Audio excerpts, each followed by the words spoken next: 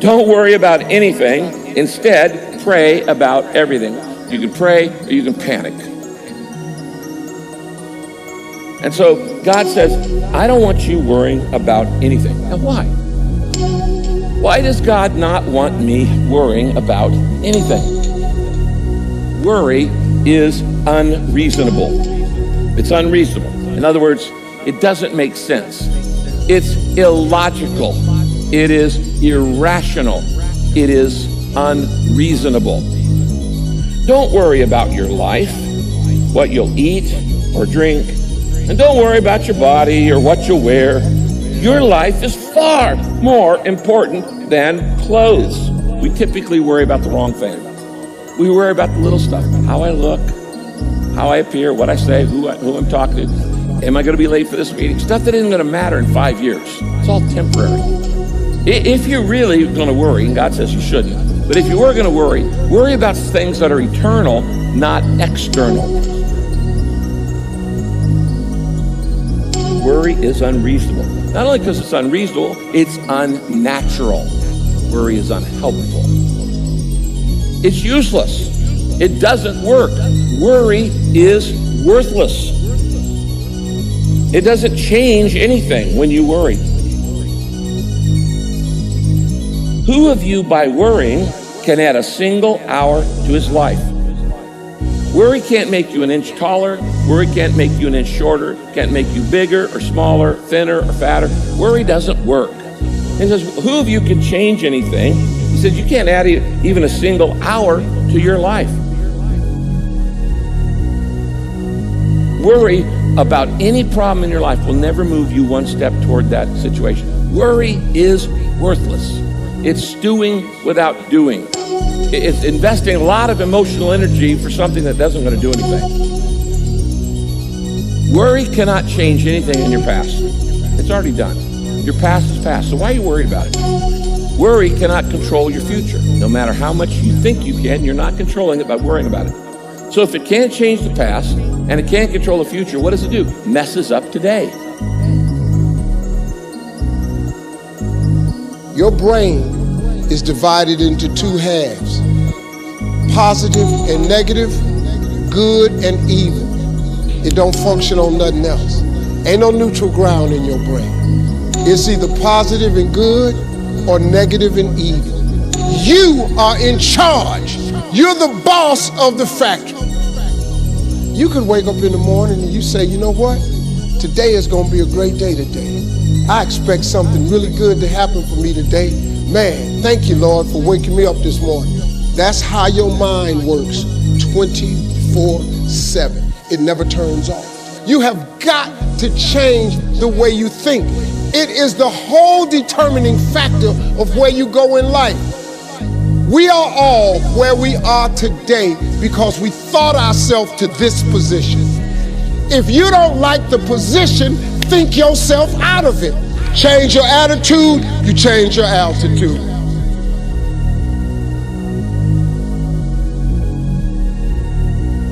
No problem for me to understand why people have anxiety disorders, or why they're depressed, or why they have substance use problems.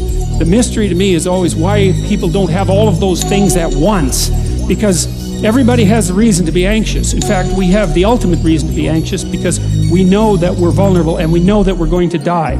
And how you cannot be anxious under those circumstances is a great mystery. It's a massive mystery. And the same thing applies with regards to depression.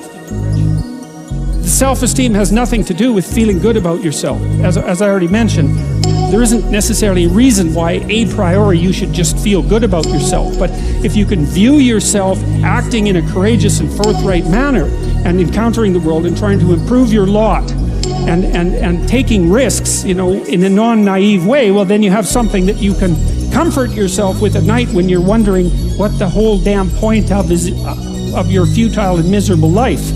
And that's necessary because it's often the case that you wake up at 4 a.m, or at least sometimes the case that you wake up at 4 a.m. when things haven't been going that well and wonder just what the hell the point is of your futile and miserable life. You have to have something real to set against that. It can't be just rationalizations about how, you're a valuable person among others, even though that's true. That's not good enough.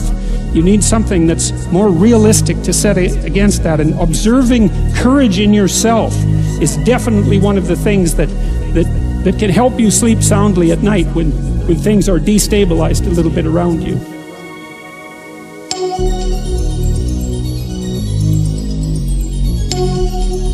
Try and tickle something inside you, your weird humor. You belong in the most secret part of you. Don't worry about cool. Make your own uncool. Make your own world. If you fear, make it work for you. Draw and paint your fear and anxiety, and stop worrying about big, deep things such as to decide on a purpose and way of life, a consistent approach to even some impossible end or even an unimagined end. You must practice being stupid, dumb, unthinking, empty. Then you will be able to do. Much confidence in you, and even though you are tormenting yourself, the work you do is very good. Try to do something bad. Try to do some bad work. The worst thing you could think of is see what happens, but mainly relax and let everything go to hell. You are not responsible for the world. You're only responsible for your work, so just do it. Don't think that your work has to conform to any preconceived idea, form, or flavor. It can be anything you want it to be. But if life would be easier for you if you stopped working, then stop. Don't punish yourself. However, I think that this is so deeply ingrained in you that it would be better for you to do. Maybe you need your agony to accomplish what you do, and maybe it goads you on to do better, but it's very painful, I know. It would be better if you had the confidence just to do the stuff and not even think about it. Can't you leave the world, art alone? Also, quit fondling your ego. I know that you or anyone can only work so much, and the rest of the time you are left with your thoughts. But when you work, or before you work, you have to empty your mind and concentrate on what you are doing. After you do something, it is done, and that's that. After a while, you can see some are better than others, but also you can see what direction you're going. You also must know that you don't have to justify your work, not even to yourself. You also must believe in your ability. I think you do. So try the most outrageous things you can. Shock yourself. You have at your power the ability to do anything.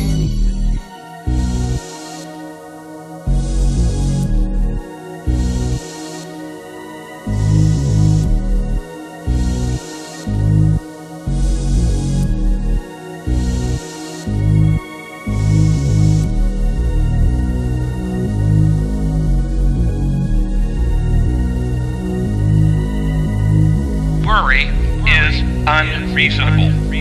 It's unreasonable. In other words, it doesn't make sense. It's illogical. It is irrational. It is unreasonable. Worry about things that are eternal, not external.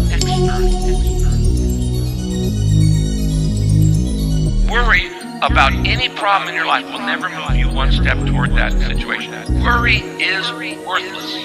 It's doing without doing.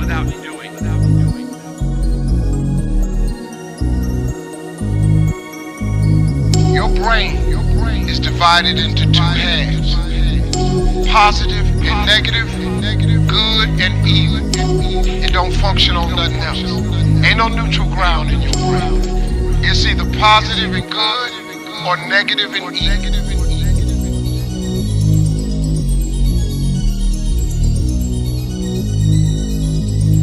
We are all where we are today because we thought ourselves to this position.